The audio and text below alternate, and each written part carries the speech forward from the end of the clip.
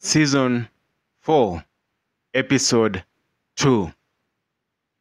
Adventists, from Millerites to a Global Church. In 1844, a group of believers waited for Christ's return. When he did not appear, many wept, but out of disappointment was born a new vision: the Seventh-day Adventist Church.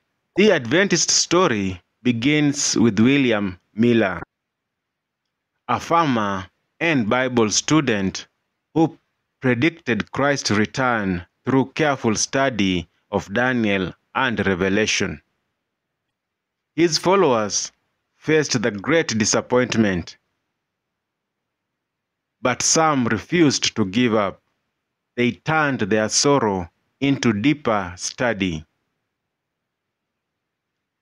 Out of this came Ellen G. White, a young visionary whose messages emphasized health, education, and holistic living. Her visions inspired the creation of schools, hospitals, and missions around the world. Adventist missionaries reached South Africa in the 1880s and spread rapidly to East Africa.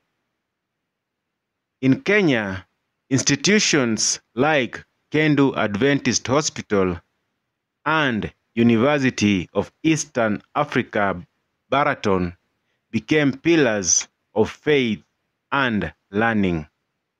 The Adventist message united Sabbath observance, prophecy, and practical service, proving that disappointment can become destiny.